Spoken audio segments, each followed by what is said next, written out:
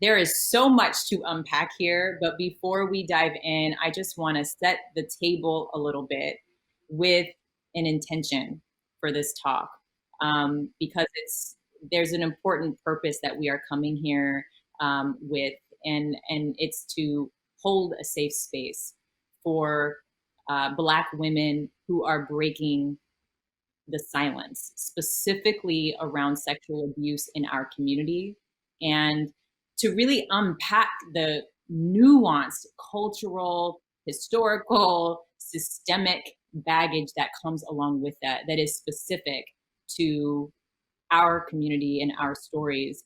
And as I said, we have a lot to unpack.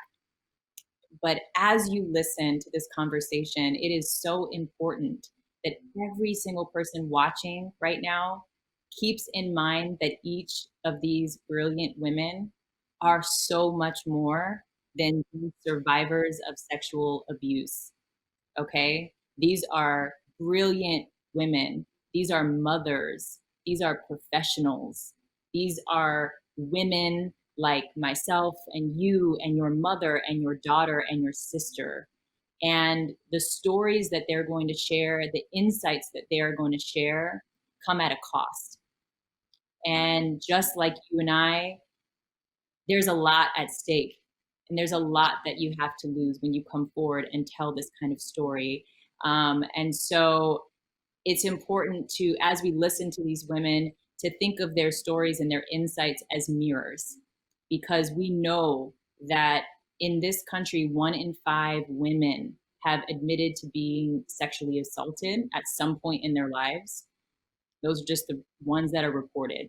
And so these stories and their insights really do provide mirrors for countless other stories from people in your own lives who may or may not have even had the courage yet to come forward. And so, it's important to remember that what they're sharing reflects truths about our culture, truths that really demand radical change. And that's what these women are here to call for. And I am here for them. I am here to hold space for that. So without further ado, I will pass the mic and let each of you brilliant, brave women introduce yourselves to everyone watching at home. Take it away. Should we start with you, Kierna?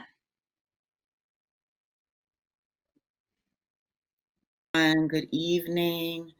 I am Kierna Mayo, and much like Elaine, I too am just so completely honored and also personally uplifted myself to be able to stand in arms with these brave survivors. I am not a survivor of Russell Simmons, although, like so many other women, I have experienced myriad types of abuse and have not given voice to it, maybe ever, more than half of the time. So, what you're about to experience, just being in a space with them, allowing them to be raw and safe at the same time, is part of the revolutionary work that we all have to do. So, I'm honored to be here with you. And I hope that you will be open minded and gentle, as well as fierce. That's me. Should I pass the mic? Yeah, pass the mic. Throw the mic. Sheri, I'll pass you it want to you, Sher. Well, I should definitely pass the mic to Sheri Sher. Let's get clear. you know. And so here's Sher. Does somebody have a beat we could drop to for Sheri? Right. You could test me. Yes, absolutely. I never lose the skills. You can't call yourself the first female hip hop and you still can't rap. Just like that's not cool. But hi everyone. I'm so honored that HBO and the Roots came together to have this forum and to have Elaine that's moderating it and to be on here with my two counterparts that's in the film with us. And this has been such a journey, and not just from the film, but just from everything. And it's actually it's a healing, but it's also a journey in facing the giants And coming out with the story was kind of hard, but not just from being in there as a victim. I'm a victor. I started the first female DJ rap group in hip hop history, Mercedes Ladies. We had our first record deal with Russell Simmons. After that, I became a published author, and I wrote the first novel ever published about all female DJ rap group from the Bronx. So other than that, did college tours. I did a lot of panels, and I continued in my journey.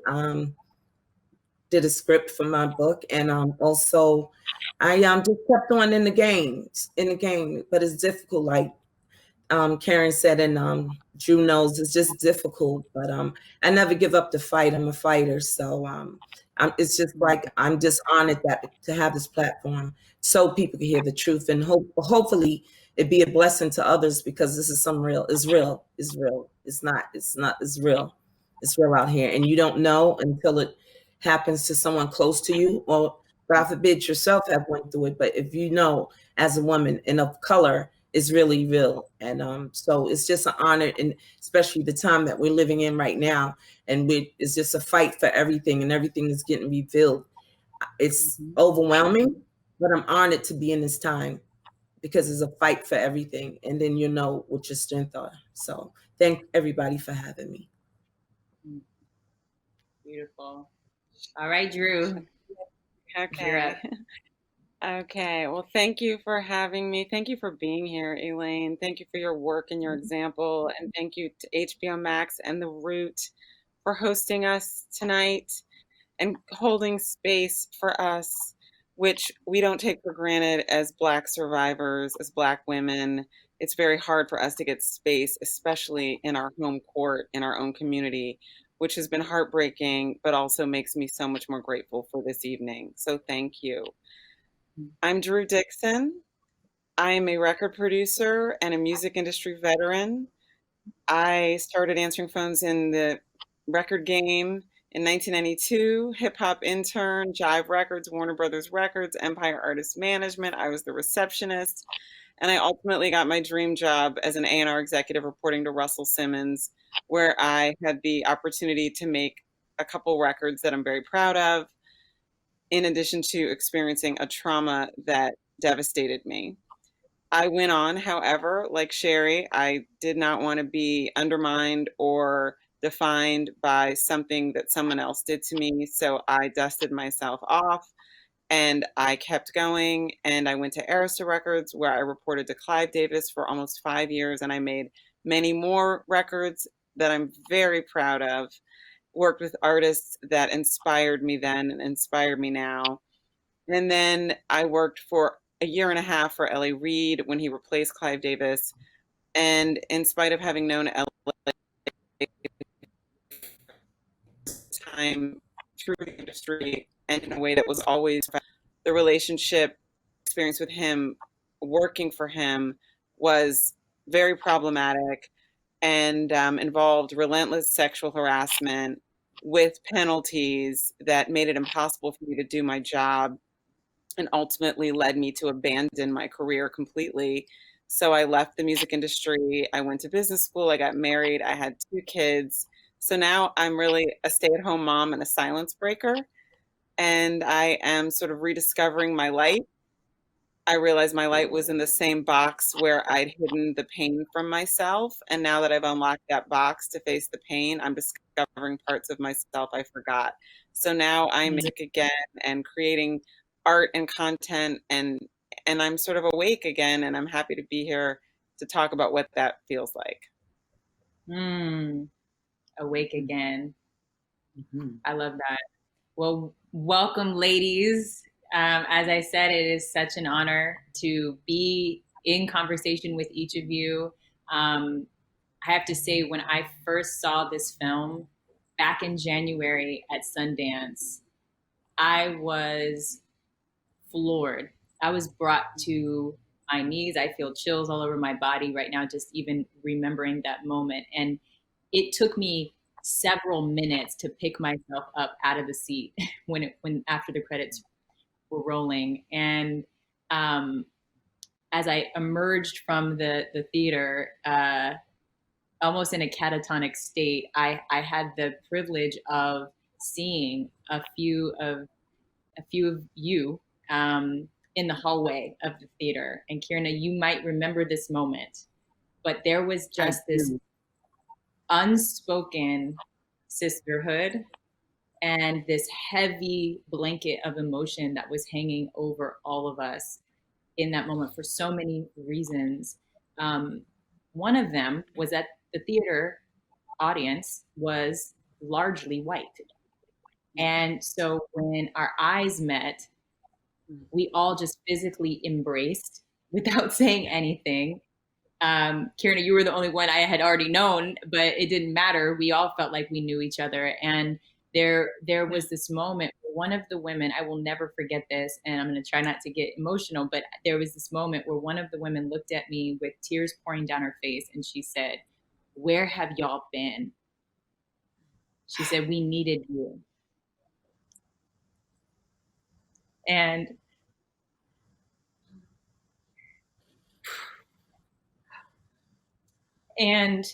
that thought, that question has been ringing in my ears since.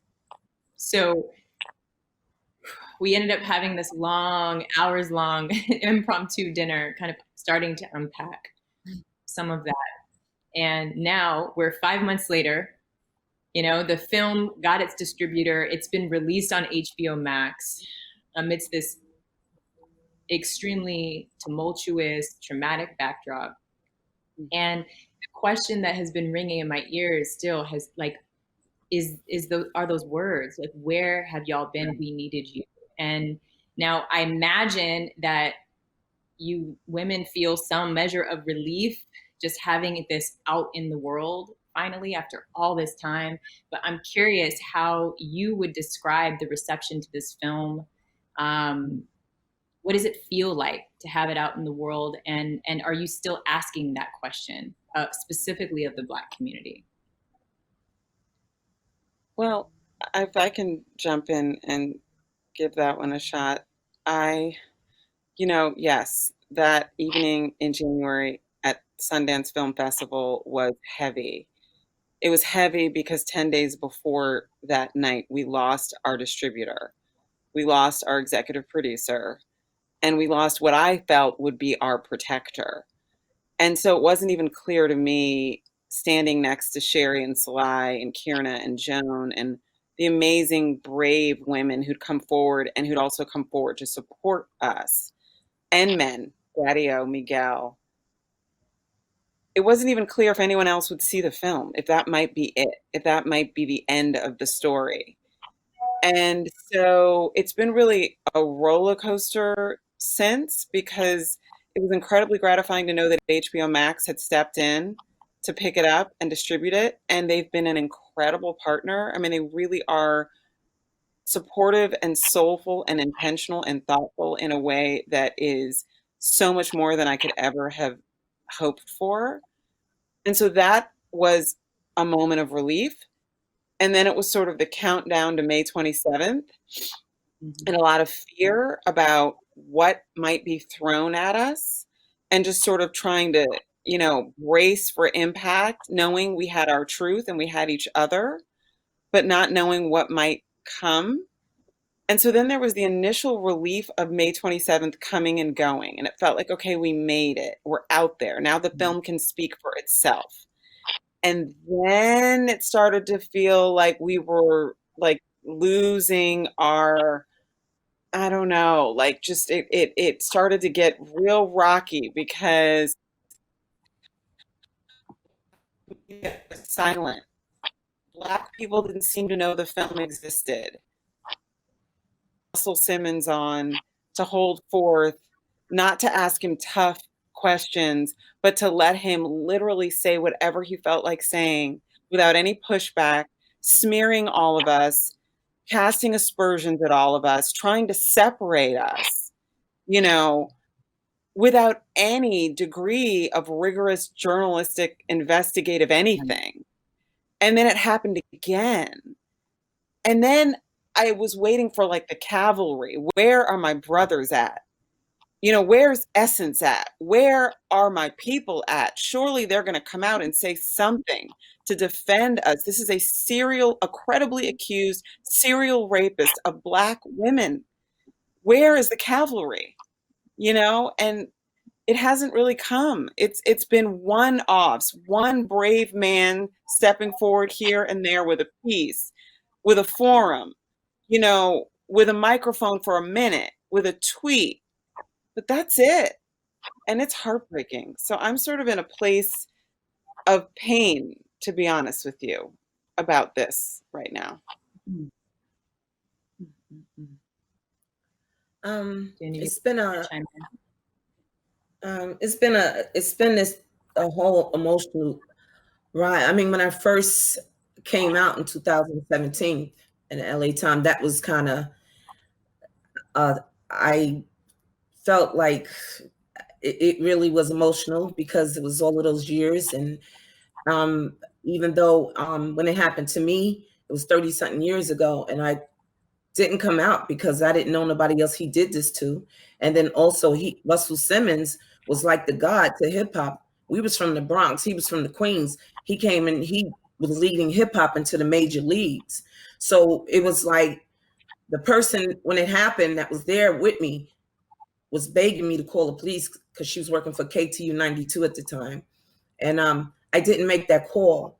And that's something that I was like, I didn't. She's like, we gotta call it. And I was like, no, you're not from the Bronx. You don't understand. You don't, you know, the thing is that me starting off first female DJ rap group in an all male arena was crazy because we used to go up against the men. So that right there. So then me coming out saying this man attacked me, I felt I wouldn't have had no support. I felt that everybody would have been mad at me in the hip hop culture. Then coming from the Bronx, that's real, the real no snitching. Whatever happened in the Bronx, you know, whatever happened stayed in there. And then hip hop was starting to get light. So I just thought it in a way in my head it would go away. In a crazy way, I thought it would just go away. I always kept a journey, you know, writing about Mercedes ladies. And that became a chapter in my book. And then when I got, when Mimi Valdez and Rob Kenner and them was doing Hip Hop Divas, they had reached out to me and asked me what can they feature Mercedes Ladies' story in that book they did, which was Mary J. Blige, Missy Elliott, everybody who's somebody. And I was like, definitely I'll do it. So I talked about Mercedes Ladies in there. So then that's when I found out that they was doing a merge with Keniston, and they did the C Murder and the Biggie Smalls. And so I said, hey, I always kept the diary and the journey. So I said, would y'all be interested in my story? Then they said, well, just send it to us and, you know, we'll see how we do it. So I just sent them the written stuff that I used to have, like a little book where I wrote my raps, and then I was writing my journey. So I sent them what I had, and I was like, I got a call, and he was like, well, Kennard Gibbs love it, and you got to finish. And I was like, what? I didn't go to college, you know, I'm a hood girl from the Bronx. I wrote those down. You'll have to have somebody there, and they got to write it. And it's like, nah, the way you wrote it, it was like, we feel we was there, and we want you to finish it.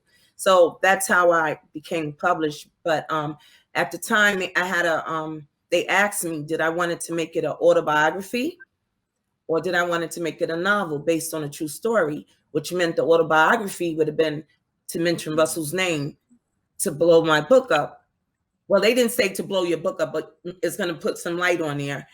Or did I want to make it a novel? So I had people in my ear like, Sheri, like, you should like tell on him, like, you've been holding this. And I was like, nah, if I make it like that, then it's going to take away the story of the Mercedes Ladies. He's a chapter in there, but I didn't want it to be overruled by him. Then I said, at that time, he was at the peak when he had Fat Farm and all that. And I said, he's probably going to try to blackball my book if I do it. It was a lot of things going through my head. And I said, nah, I want to make it into a novel. So they knew that.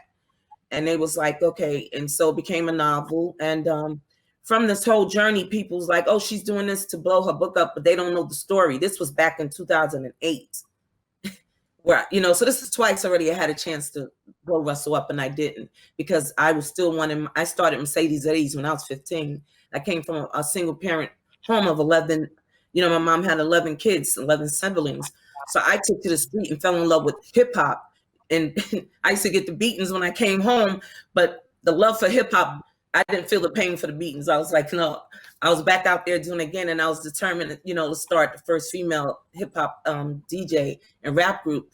So it was all of that, and I didn't want that story, his story, to get overshadowed or him try to blackball me.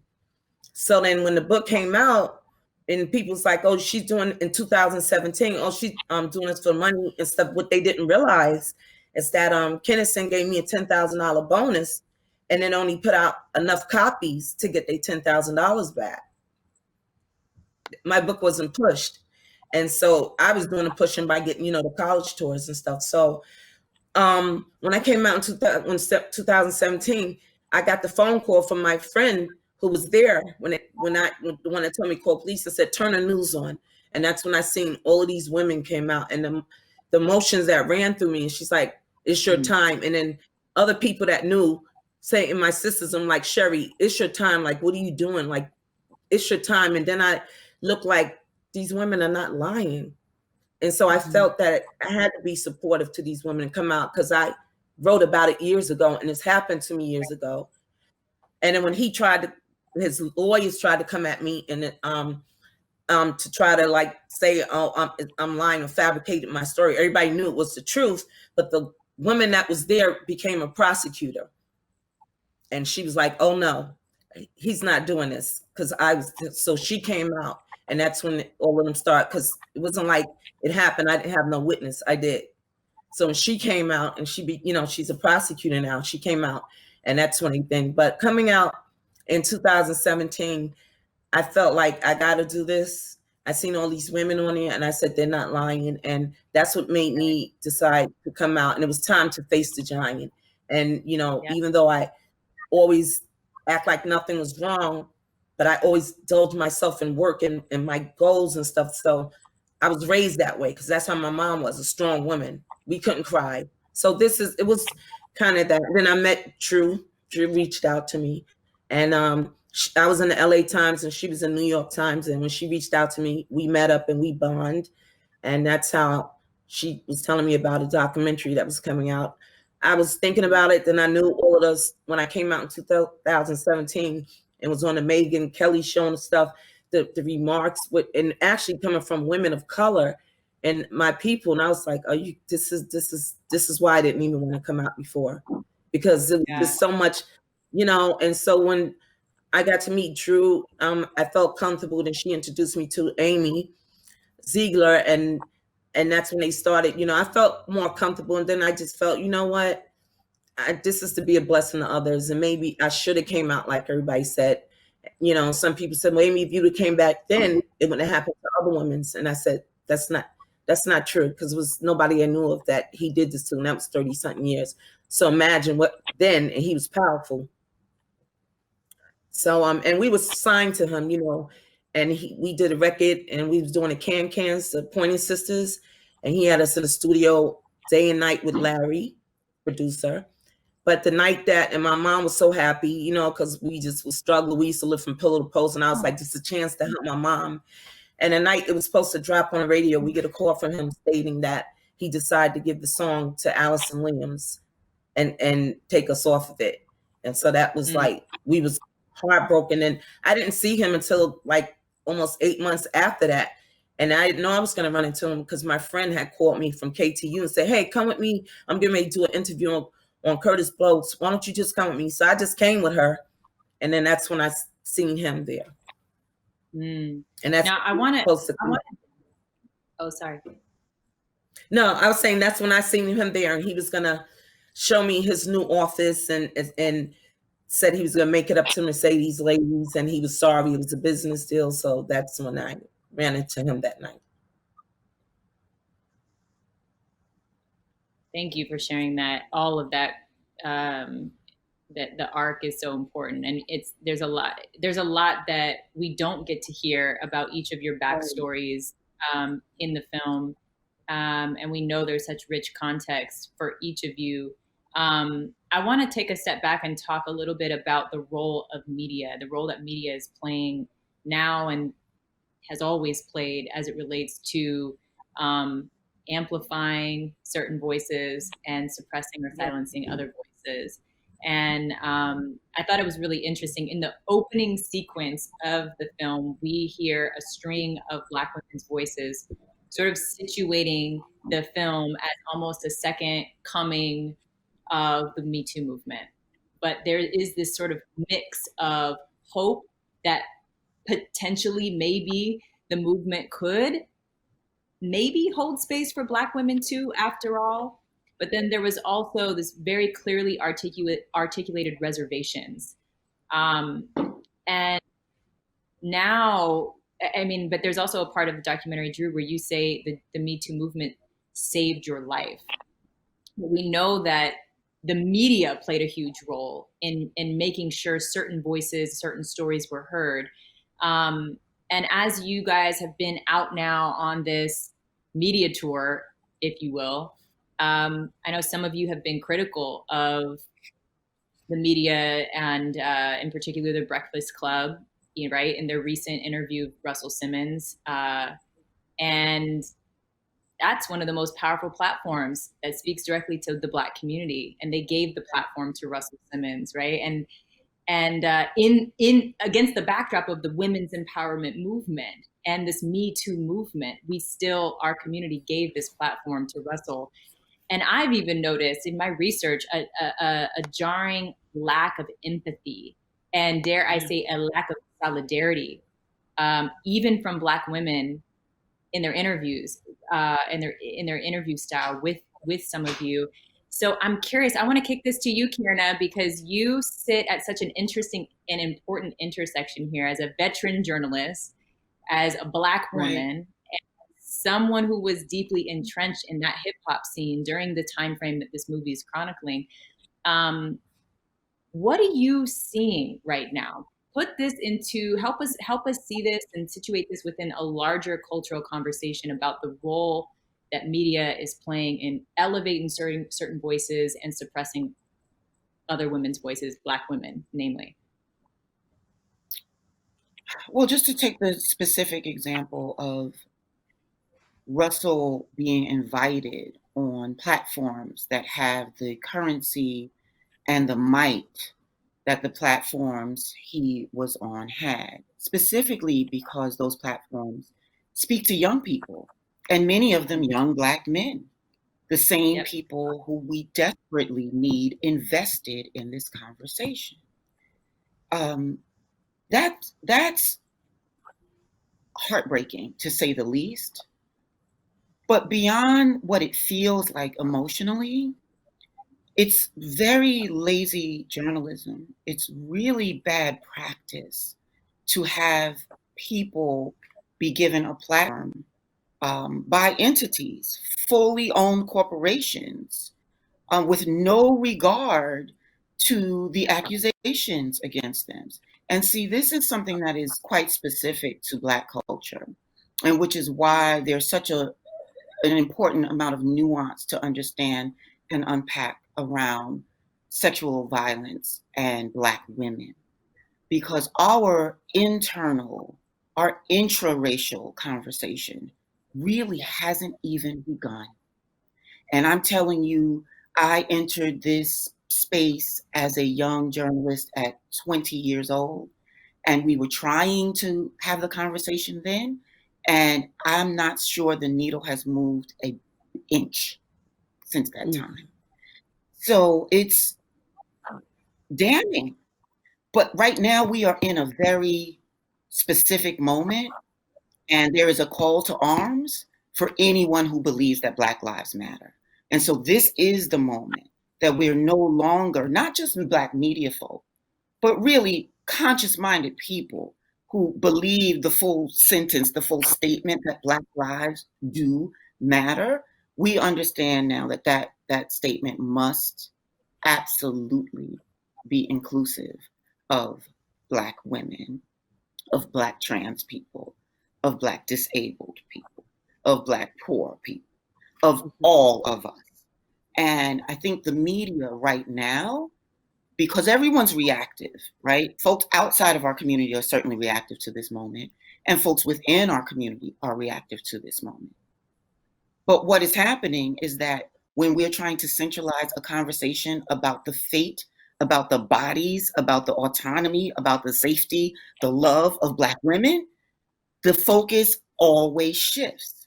So, unfortunately, on the record, and the brave women who went on the record are actually being treated no differently than Black women in mass, than how we've been treated historically by media and also internally by our counterparts, our Black male counterparts.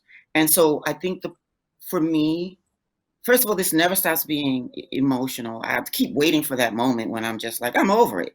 And every single time I try to engage, I'm like fighting tears because there's a lot of sadness, and there's a lot of rage, um, just unexpressed rage and disappointment and frustration with powers that be and with the people who we're supposed to make lives with. So when Drew says, "Where's the Calvary?" That shit is a real call. That's a cry. Where are you?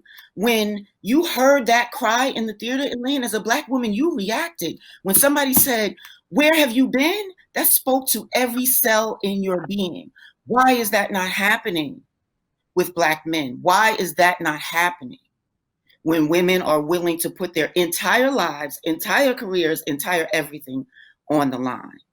So my critique is not just of media and the lazy journalism and the unwillingness to hold Black people who have been accused of horrific things to the same accord, simply because we are so, I think, concerned, rightfully so, about racism, about the notion of white supremacy. But again, going back to every journalistic position I have had, from The Source to Honey to Hearst magazines to Ebony magazine, we have never stopped being afraid enough to tell the damn truth. And at a certain point, the onus is on us to say, yes, these two things coexist. Absolutely, white supremacy is a thing we must abolish.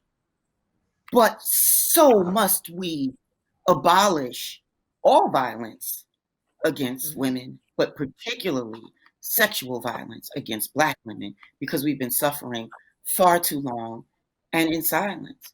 And I just, having been a young person who grew up in that space, and I mean, really, I'm fighting tears right now. Just, I was a fan of Sheri. And in the film, I talk about what happens when the women go away. Right. And we never think about, we objectify folk and we don't think about their actual lives and what happens. And I'm just like, I'm so honored to be sharing space with these women for so many reasons, not just because they're hero survivors, but because they're freaking heroes, full stop. I mean, these women are incredible women, but what about the women whose stories we don't hear? What about the women who were not assaulted by famous, wealthy men? What about the women who are simply too afraid, or it's simply too unsafe for them to speak the truth? It's really why I'm here. As hard as it is, I keep waiting for the moment for it to get easier, and it doesn't, and I'm going to stop looking for that. But it's absolutely why I'm here, and why I'm proud to be here, and why I am calling on the Calvary, and I am seeking, a united front of all conscious-minded people, of all genders and sexualities and presentations in the world, to say enough and to stand up for Black lives, and that has to include Black women's lives. So that's just my piece on that. I'm long-winded, and I don't know if I spoke to media at all, but you feel me. Oh, Kierna, so well said. And I felt your voice is invaluable in this conversation, but also in the film. Every time that you spoke, you, Kimberly Crenshaw, Tarana Burke, the list goes on. I had to pause and write down the words that crystallized this issue, this feeling, this observation that has, I've never heard words be put so accurately to these issues that have not been brought to the fore before. And you have such a gift in being able to contextualize this issue. So I just want you to know that. I want you to know that every single woman in this forum and in the film, you guys are educators, and you're educating through your pain. And I have so much respect for you. And I want, before we move all the way off of the point, before we move away from the point about media, I do want to stick with you one more question, Kierna, because Sure. you and I have Ebony as journalists. We have Ebony in common. It's where I started my career, and it's also the place that you spearheaded the Cosby cover. And I really love to hear from you on what the similarities were and what the differences have been in helping bring that story or usher that story into the Black community specifically, and now with your role in ushering this story, and what in terms of the backlash, in terms of, you know, the critiques that you're hearing coming back from the Black community. Has anything shifted? Yes, I do think things have shifted. I think there's definitely a generational divide. So when we put Cosby on the cover of Ebony, he was under a fractured glass, and the implication was that something was desperately broken here. And it was in the earlier part of the Bill Cosby conversation. Women were still coming forward, and he was not imprisoned at that time. Black people are really stuck in between this like very compelling idea of respectability politics, which is to say, for many of us who have achieved any measure of success, the idea of being thought of as less than what you are is so crippling that we perform ridiculousness, in my opinion, many times, to pretend as though our community has absolutely nothing that needs to be healed, so that white folks don't judge us. I propose that we move away from the white lens entirely, so that we're not mired by this idea of a false sense of what it means to be who we are. We can be honest and truthful and address what's broken. So that's what we were trying to do with Ebony. And I'd say, just anecdotally, Black America split right down the middle. Half of us were like, this is ridiculous. You're trying to take down Black men, and therefore you are trying to take down Black people. And then the younger half of us, led by the voices of Black women and the courage of Black women, were able to give this a new perspective, to look at what was happening through a new lens.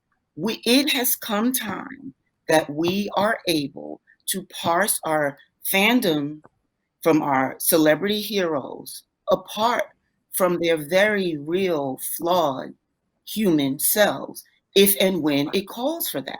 And I think that young people are closer to the idea of kind of deconstructing celebrity culture in a way that we don't have to have these false exultations. We don't have to love on Russell forever and ever and ever just because he did a thing. We all did a thing, but we have to be held to some kind of account. So I would say, yes, we are moving the needle in the right direction, but what hasn't changed significantly enough is the presence of the men in the room. The conversation is getting louder and stronger and clearer through the women. The language is getting crisper. The clarity around how to be and how not to be in terms of isolating folks. Angela Yee went out of her way. She realized something was desperately wrong with what happened. And I don't know what happened behind the scenes, but I know that when she had to lie on that show, she both learned and gave space. And I think that that, again, speaks to what I'm talking about. Women seem to be the ones doing the evolving, the learning, the shape shifting, whatever's necessary to center the truth and then do the work of the fight. And I'm just very concerned that we just don't have enough of a chorus of willing participants who are not Black women themselves to lift us up in this critical moment, in this hour, right now, when the entire world is saying Black Lives Matter. So again, back to my original point, you know, our time is right now, and with or without conscious-minded media, because it takes people like myself, not to toot myself on the horn, but it takes people like yourself, Elaine, to be in those rooms, to be in those spaces. To the extent that we're not there, we're simply not there. So media at large still has a long way to go in terms of making space for Black women. But where we are there, it's time to get brave. It's time to like put some things on the line. I mean, this is that time. Either you're going to be about it or you're going to get completely off the pot. So that's my take, and that's my charge to everyone in the media space, Black, white, and otherwise. You know, the lip service is lovely. The platitudes are awesome. The work, though, is real. And that means you've got to stand up and by and for what's right and against what's just simply wrong. It is that Black and white. Can I say something here? I just want to No, talk about. I agree with Kierna. I agree that the women are moving the needle, that we are changing the language, we are being clearer, we are being crisper, but we can't solve this problem. That's why it's so problematic that Russell was on the Breakfast Club where men are listening, young men. The problem isn't anything that I did or anything that Sheri did or anything that Salai did. Russell Simmons is a rapist, just like the officers who killed George Floyd were racists. There's nothing George Floyd could have done different with his hands. There's nothing my 13-year-old Black son can do different if he encounters the police and he's holding some Skittles. If they're racist and they want to kill him, he can do everything by the book and they're going to kill him. And if a rapist wants to rape me or Sheri or anybody else, we can try to do everything right. We can send every clear signal. We can be respectable in what we wear, just like Black folks are supposed to be respectable, and how we act, like somehow that's going to solve racism. It's not our problem to solve as women. It is not our problem to solve people. And I get so tired of Black men in the comments on social media saying, why didn't they call the police? Why didn't they pursue this in the criminal justice system? I'm sorry, the same police were about to kill a bird watcher if they had to come because Amy Cooper invoked them? You want me to call the police? You think that's going to solve the problem for a Black man and a Black woman? Why would I call a racist police officer? Why would a racist criminal justice system suddenly be your arbiter of my veracity? I'm sorry. I don't call them because I don't trust them. And I don't trust them because you don't trust them either. So why is that suddenly the solution to this problem? I don't trust them in part because I love you, Black man. That's why I didn't call, because I love you. So why don't you love me? Why don't you love me back? Stop talking about what I did that night. You sound like a white person talking about what did George Floyd do wrong? What did Ahmaud Arbery do with his hands? Nothing. Stop looking at me. Stop picking me apart. The problem is y'all. The problem with structural racism is white folks. The problem with men. And I need to solve it. I need them to stop the Confederates coming at us as they depict men who raped our ancestors as heroes when there's a man who raped me and Sheri and Salai in the conversation. I'm not talking about somebody who raped my ancestors. I'm talking about somebody who raped women you know. And you have him on a pedestal now, talking about bringing Confederate statues down because they raped somebody in the past. How about they all come down? How about that? When they asked me about bringing it, I had that a lot coming at me. And actually, people, well, family members, guys, and it's like, well, they're going to be looking, like saying, you're trying to bring down another Black man. I said, well, you know what? I grew up with Black men. I'm from the Bronx, where we all upheld our Black men in hip hop or whatever they did. We always had their back, and we grew up in a community and a culture where women was nurturers, and we had to protect our Black men. So that was not an object for us to call the cops on our Black men, because we knew that they was already being brought down just through the justice system, economically, and just for being who they were. They was always put down. So I grew up, we did not do that. You know what I mean? If something happened on the block, we did not call the cops, because that's the culture I grew up in. So when people ask that, you don't understand, because we were nurtured. This is what our moms and all of us taught us to do. No, you just bring them in the house. You don't call the cops. Growing up in the Bronx, you just didn't do that. And as far as bringing down a Black man, no, I'm not bringing down a Black man. I'm bringing down a rapist. A rapist has no color. I don't care what color he is. If he raped me, he's a rapist. I'm not bringing down a Black man. And look how long it took for me to do this, because of that culture that I grew up in, where you just didn't say anything. And especially about somebody who's taken hip hop into a major league, you just didn't do that. So when people ask me that, you cannot learn, read, understand the culture of hip hop that you're in, that I helped pave the way for. You just didn't do that. And I want to say something else too. Anybody who thinks it doesn't matter the way they respond to Sheri and Salai and me today, please believe me. I didn't come forward for 22 years because of the way the Black community responded to Anita Hill in 1991. And I've actually had many women comment in my private messages and social media saying they were raped, they are Black, and they didn't come forward because of Anita Hill. And so you think this doesn't matter, and this is just about me and Sheri and Sly. It's not even about us. It's about every Black woman and Black girl who is watching. She's watching. She's watching space being held for Russell Simmons on the Breakfast Club. She's watching the fact that Barack Obama ain't saying nothing. Charles Blow, Roland Martin, I don't know, name the name. Where are they? Where is the cavalry? Black women and girls are watching, and they are internalizing this. And y'all are talking about statues, and they have rapists in their real lives, and they know better because they see how it's going down for us.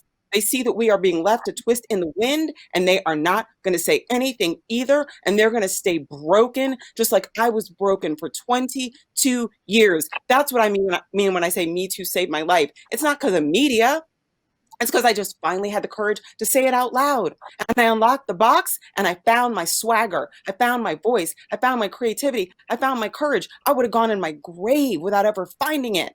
And I don't want any other Black girl or Black woman to have a chill pass over her because she was abused, and she sees the Black community rallying around the abuser and not the survivors. And then she remains broken too, and we lose another quarter century for a whole nother generation of Black women and girls. That's what's at stake here.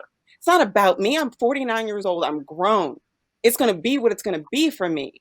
But what about the girls, the young women out there who are coming behind us? We have a chance as a community to do the right thing. Are we going to take it? Or are we just going to ride it out again like we did with Anita Hill? Is it going to be another missed opportunity while we're out here calling for white people to look at themselves and do the hard work? What about our own hard work? And this is also, for me, is very important because I grew up in the hood. Like I said, I came from a single parent home.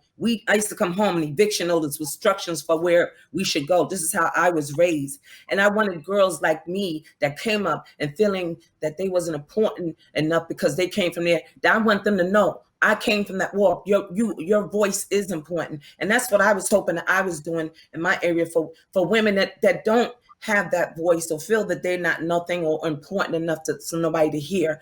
That's what I wanted them to know. Look at my walk.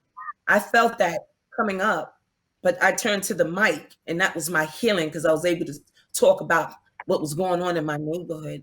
And so that was my voice. But I wanted them to look and say, it doesn't matter what walk of life you come up. It doesn't matter what type of status that society puts you in. Your voice matters, because you have to breed another generation to not be scared to face their fears or face that giant, because that's when you're going to know your worth and you're taking your power back. And it doesn't matter what walk of life you come from. And that's what I wanted a lot of young people to know, because it's not about, you ain't got to be somebody to come out. No. Because that's what I felt I was important enough. I love that. You ain't got to be somebody to come forward. I feel like we need to take a cleansing breath. Just to even make it through. Yeah. So much truth in all of your words. Drew, I want to come back to you for a minute. So your story provides a sort of through line for this documentary. We watch you going from off the record to on the record, but it also traverses through history. You take us all the way back to the Middle Passage. You walk us right up to the door of no return in Ghana, where the breakdown of the Black male-female dynamic began. You take us through Anita Hill. We see Desiree Robinson, and we hear you reflect on being a younger woman watching that happen.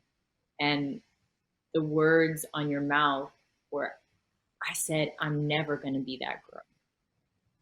Because of this conditioning that we're talking about, this ride or die syndrome that we are all sick with. And I think it's so important that people hear these words, because it's so easy to attack the Black woman for coming out and stealing your hero, robbing us of our heroes. But what you say, and I thought it was so powerful, I wrote it down. You said, I wanted Russell to be a hero too. I didn't want to let the culture down. I love the culture. I love Russell too. And I want anyone who is feeling that resistance when you're hearing these women talk, and there's that conditioning that tells you these women are being traitors for coming out against a powerful Black man. Remember how much these women have to lose for coming forward, because they are a part of this culture too. These are their heroes too.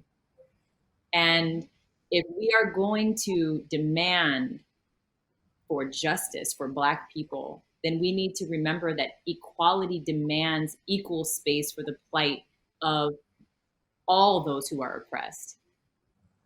So I think it's important that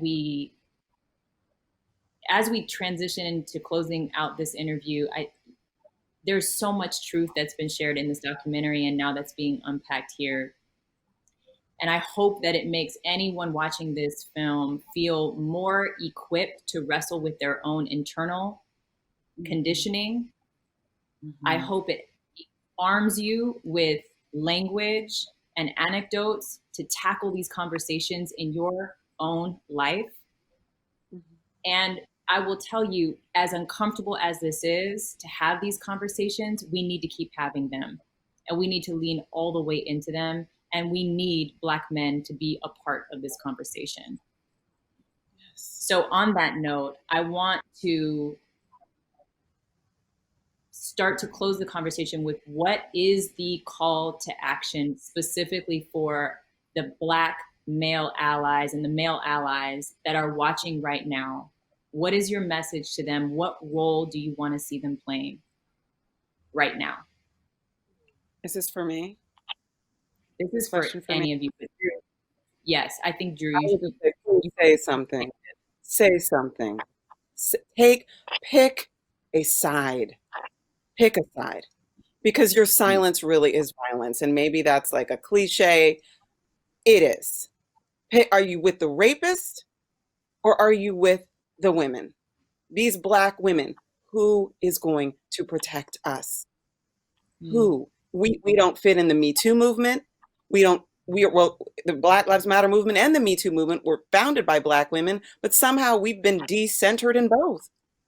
So where are we supposed to go? Who do we have to be to get some reciprocity? To quote my girl, say something. That's what I want them to do. Just say something. I just want them to realize they got daughters, they got nieces, and they have sisters, aunties, mothers. Realize what you're doing, because what you're doing is breeding a generation of young Black women and letting them know that if something happens to them, and you're not going to always be there to protect them. If something happens to them, they're not supposed to say nothing, because they're not going to be looked right, and they're going to be brought down by their community, and they're not going to have no support. So look what you're teaching your kids, daughters. Look what you're breeding into the next generation. Think about that when you're sitting up there and you're protecting a predator, and when you're not always there to protect your daughter or somebody in your family, and then they come out, are you going to tell them that to just, be quiet and, just keep your mouth shut? What are you going to tell them? You're not going to always be there. I hear a lot of them like, no, that's not going to happen to my daughter. I'm going to make sure my daughter, I don't care what, your daughter got to go to college. Your daughter got to go different things. You're not going to always be there to protect her. But what you're doing by giving this platform and doing this, you're teaching young men that, oh, wow, it's okay. If I go out, if I do this to a female, I'm going to be looked up to. And then you're teaching the females, the younger generation, they're not going to want to say anything about if something happened to them, because they're not going to feel they're going to have support from their own Black community. So they're going to live in silence. And then you're breeding a whole culture and generation of anxiety, depression, all this other stuff. And then you're going to have to deal with it when they're older as their parent, because you did not want them, you taught them not to come out, because this is what's going to happen to them when they come out. Think about what you're doing. Anna, did you want to add? I know. I feel like I've talked too much. I just want to say one more thing, because you brought up Ghana, and it's I talk about it in the film. I went there about a year after the assault, so this really stuck with me as a recent rape survivor in Ghana. There was a cannonball in the courtyard where the women, the enslaved women, and I believe the average age of the women was 15. So let's just put that out there. So we're talking about very young women and girls. Their ankles were chained to a cannonball in the middle of a courtyard where they were raped by the slave traders, day in, day out. That's what happened to Black women, young women, in the Atlantic slave trade. The Black men who attempted to defend those women were taken to a cell, a windowless cell called the condemned cell, where they were left to die. So if you want to do the work of white supremacy, then you can keep on looking away, and you can stay in that condemned cell in your mind, and you can ignore the rape of Black women and girls. And then the white supremacists don't even need to help. They don't need to do anything, because that condemned cell that blocked it out, that locked you away from your instinct to protect your own women, is now something that we carry with us as a community. We are doing the work of the slave trader today. We look away from the rape of Black women and girls. So if you want to dismantle white supremacy, then say something first. Do something. That is their worst fear, that we will come together as a community and protect ourselves. That's the only way we will truly overcome, is when we are whole internally. I say this because I love Black people, not because I don't. I don't even know what to say to that. I would say to men not to rape. Start there. I would say to challenge yourself to develop a consciousness about rape culture and how easy it is to partake in it. Listen to what you're listening to. Watch what you're watching. Listen to the conversations in the barbershop, and be the one who challenges these antiquated notions that are just rife with sexual violence references even. Like, be that guy. Be the one who doesn't just let very dangerous conversation and even activity happen in your vicinity. Like, personalize it. Make it about you personally, because we actually need everybody. We really do. There's not much more to put into what Drew and Sheri are saying. We're just standing together and inviting everyone to the fight. Everyone. Please engage with this film. HBO, just the platform is so tremendous. Speaking from where we were that day, Elaine, when we were hugging and crying, and none of us knew that this moment was ever going to happen and that there would be a mass audience. We thought we'd be talking to ourselves yet again.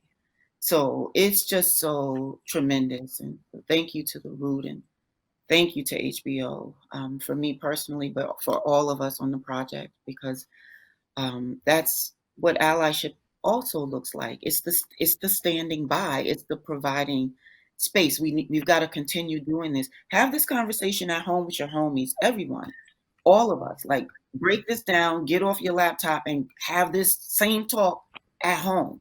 We can do this, like, literally Black home by Black home. But we've got to be honest and truthful and brave. And we've got to be willing to cut some of our faves off. It's just like that. But y'all know Black Twitter culture. That's not hard. You're ready to cancel anything, any damn way. Figure out who to cancel and then do that. All right, we are gonna wrap this conversation. Yeah, we're gonna wrap this conversation up exactly like we started, which is making sure that you are reframed and properly framed in this conversation. And as you all go back to your lives, like, you are so much more than the worst thing that ever happened to you. Yes. You are so much more than just a survivor of Russell Simmons. So before we wrap up, I want to ask each of you, because there's plenty of folks who are watching right now that have just fallen in love with you and want to follow your work and support your work and continue learning from you.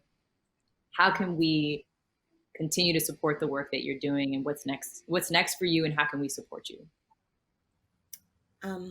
Next for me, I'm happy to announce, as of this week, my book got relaunched on Kindle, and it's called Her Story, Sheri Sher, Mercedes Ladies, and I am just so ecstatic about that. So now, people that was on Amazon, and it was the money was going to third-party merchants. The book is going for $50 and $60. Now I relaunched it on Kindle, where it's going for $10, and people could hear the journey, hear the story of Mercedes Ladies. So it's at and my IG is Sheri Sher BX, and the Kindle is Her Story, Sheri Sher, Mercedes Ladies, and you can get it now for $10. So everybody's like, your book is $50. I said, no, that was going to third-party merchants. Now you can get it on Kindle, and hope everybody read it and see the journey and understand the struggle. And I always wanted to be a blessing to everybody, so I'm doing that. And also, continuing my journey, because my thing was, when Mercedes Ladies broke up and I was writing my book before I got published, I was like, yeah, now I'm gonna have the first female hip hop movies. So that was my hustle, but it became an author. But that's still my thing. But my book is now on Kindle now, so you could go get it now. And I will be I continue to yes. Thank you. And then thanks everybody. Yeah. I just want to hear your voice say Mercedes Ladies like all day long. Right. The way you say that. Mercedes, young ladies, we rocking in the 1980s. Face the fact, the Mercedes ladies is back. It's gonna get ugly. Now, what's as crazy as that? On TV, they can't see. Yes, and original. I do want some more of y'all that might be out there still my writing on lyrics now. No, I'm kidding. No, I still do it. Yes, absolutely. Absolutely. And you don't stop. And you don't quit. I feel very honored. I hope that this is the only, I could walk away from this claiming to fame that this is the only interview where you actually broke into song. I mean, this is amazing. Thank you for that, sis. Drew, let's hear from you. How can we stay in touch with you? How can we support the work that you're doing? So I quite counterintuitively find myself making music again. I thought that speaking out, I would be putting the final nail in the coffin of any hope I ever thought I, had of making records again. And the opposite ended up being true. I discovered a young artist whose mom read the article in the New York Times. It's actually captured in the documentary. When I met with her and she played some songs that she'd written, she's an amazing writer. Her name is Ella Wild. So I started a label called The Ninth Floor, which is named after the floor where I worked with Clive Davis, which was the floor where I was safe and productive for the longest period of time. So that's why the label's The Ninth Floor. And Ella is signed to The Ninth Floor, and I'm raising money. I'm looking for partnerships. I'm looking for maybe a distribution deal. All these people I know in the music industry, I would appreciate some support, so I can make this record and launch the career of an amazing self-contained singer, songwriter, a young Black woman. I would love to shepherd her career, get her out there, give her her shot. And I need help to do it. I need money, I need distribution, I need support, I need promotion, I need all the stuff that any artist and any label needs. So anyone who wants to help, I would appreciate that. I need producers, I need it all. Okay. Y'all heard her. And if you have not seen this film yet, let me just let you know about Drew in case you don't know about Drew. Her list of accolades include Whitney Houston, Lauryn Hill, Mary J. Blige. If she says this girl is up next, you could listen to her. I, for one, am already a fan. When I heard her voice, I like melted into tears. She's so special. So thank you for sharing that. And I'm sure I'm positive support will come from that. And I appreciate you putting that out there into the universe.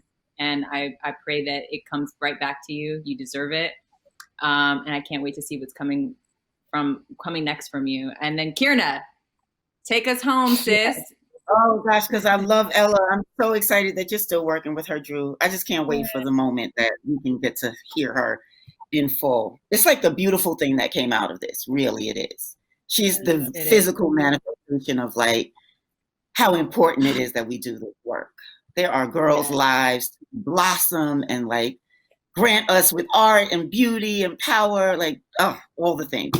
Okay, so I am a recovering media executive.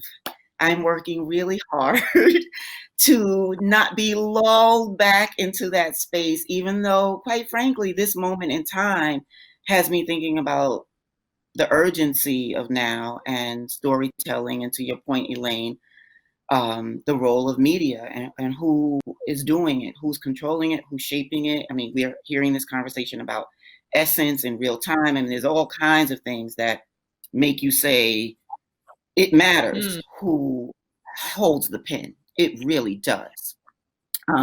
But that said, my creative self has been blossoming over the past, certainly 2 years. I've been screenwriting. I'm also the executive producer and showrunner for the Lena Horne Prize for Artists Creating Social Impact. We shot our pilot just before COVID in February. Solange Knowles was our first honoree, the same producers as the Mark Twain Prize, or the producers of the Lena Horne Prize. So it's a really exciting project, and it's a different way of honoring celebrity. It's a look into what they're contributing to society at large. So it was fantastic, and we're working on our next one. And like I said, I'm screenwriting. I am pitching ideas. I just wrote a pilot about a Black woman, my girlfriend actually, who is a OBGYN in Chicago. So her life story, and just looking to do the storytelling on new levels in new media, on different planes. But again, centering Black women and our beauty, our just everythingness, you know.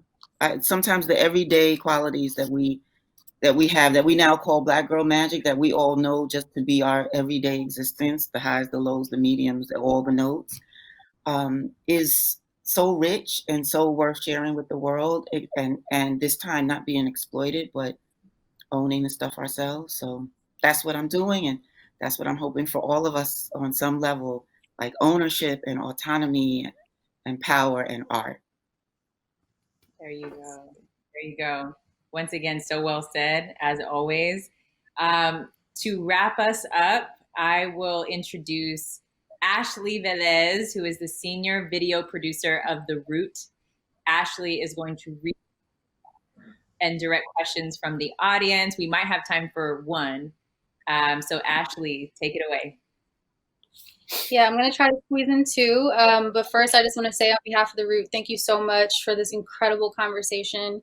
I know that this has been a really triggering few weeks, and I can only imagine how that has been for you. I mean, we're in a pandemic, and we're also witnessing an unprecedented time of national uprisings against police violence, you know, and all of that in itself is enough. But you're also continuously relitigating your stories through the media. So I just want to thank you for, you know, coming here and sharing those stories once again, especially on behalf of The Root. We're so honored to have you. So on that note, one of the questions submitted was, how do you deal with the triggers, you know, of the past few weeks? Are you practicing self-care during this time? And if you are, how so?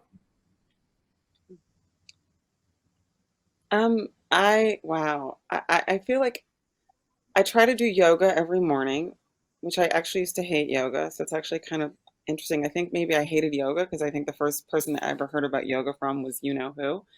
But when I found myself stuck inside because of the pandemic, I couldn't run anymore. I couldn't swim anymore. And it was the only thing I could literally do in my apartment. So I've downloaded some videos and I actually really started to love it. And so I've been doing yoga every morning. Probably not doing as good a job as I should of practicing self-care. I got out of the city. That's why I'm in this like log cabin situation to try to get some fresh air. But there have just been a lot of interviews and a lot of triggers, and it's actually been pretty hard, which is why I'm probably a little wound up today. So I need to work on that, actually. I am It's right. real quick. It's right. It was hard for me. I caught COVID. I had COVID. I was sick for about 3 to 4 weeks. Drew knew that. She witnessed that. And my family lived in Atlanta, so I was here. And at the time I caught COVID, it was also the film was coming out, and it was just how did I cope with it? It really was emotional. And actually seeing myself on my vulnerability displayed on the film to the world, which I never like nobody see when I'm like that. So it was that, the COVID, and what I did was I kept praying. I actually kept praying, and I'm not a churchy, like go to church like we did when we was little, but I actually was just talking to God like I was talking to a friend, and I just kept praying to him. I had to keep friends were sending me, like Drew sent me turmeric and all that. My other friends were sending me homemade soup, and I was in here steaming with orange and onion pills and salt and trying to get the COVID, and my doctor Skyping me every day because they was trying to get me to go to the hospital, and I just was like scared to go to the hospital because I seen people wasn't coming out. And I just kept on taking all these, well, I always was a vitamin person. So I just really started praying a lot. And I think that was making me not panic. And then when it was getting through that, the film, then with the protesting and seeing this and seeing Floyd get murdered from somebody that looked like a demon, it was just all my emotions and everything. And I just kept talking to God and praying and just saying, I know through every storm is treasures, and everybody is just like, the world is just shifting. And I think the message I was getting is from that I was never a person to panic. My mom always said, don't think of the problem. It's just time to keep moving. And that's what I kept doing and kept praying and just praying for everybody and for everyone. And that's kind of kept me, prayers kind of kept me leveled And being strong, being raised the way I was raised, you know, you had to go through some difficult stuff. So it was like storms. But I know one thing for sure: through every storm is some treasure. And I know through all of this that everybody's going through homelessness, everything, just that everybody's just beat down. It's going to be some treasure in this. And I just feel that in my heart. And I just continue to pray for everyone and just continue letting the universe lead where it's going to, because I know it's going to be some treasure behind this. Through every storm is some treasure. So just, you know, everybody stay positive and just know that it's a silver lining after this, and it shall pass. And this is going to see what you really made of. You know what? I cannot think of a better way to conclude this conversation. Elaine, you can take it away. Well, I just want to thank you. I want to say thank you to each of these brave women for joining me tonight and sharing their powerful stories and their insights and their hearts with all of us. I want to thank the audience for engaging in this important conversation. Be sure to check out theroot.com for the link to the full conversation. Share it. Have your friends watch it. We have to continue pushing these conversations. And if you haven't already, what are you waiting for? Go watch On the Record. Go download HBO Max right now. And lastly, if you or anyone you know needs someone to talk to, please call the National Sexual Assault Hotline at 800-656. Oh, thank you, Can I ladies. just say one more thing? One more thing. Because Salai Abrams isn't feeling well, and she's been living through this like we have, and you know, it takes a physical and a mental toll on all of us, and I don't want her to be left out of the opportunity to be considered in terms of the support that she could use going forward. And so I'm not sure if I'm speaking out of turn, but I can tell you she's a subject matter expert. She's been working for over a decade in the area of domestic violence, long before anyone associated her name with a famous abuser. She's a writer, she's a speaker. You can find her at Salai Abrams on Twitter. And she is brilliant, and you would be well served to call her to speak at your event. And I just don't want her to be left out of this moment, just because she's been going so hard for all of us on social media, on various platforms, and she's worn out, and she shouldn't be left out. So please also look for her. And if you're looking for an expert, she is brilliant. So please look for Salai. Thank you, Drew. And everybody needs a sister like Drew. And Salai, if you are watching, you were missed, sis. We hope that you are getting the rest you deserve. And we acknowledge you, we honor you, and we wish you could be here with us today, but we will be following you in your career and supporting you every step of the way. Again, ladies, thank you so much. This was an honor. This was an honor. Thank you.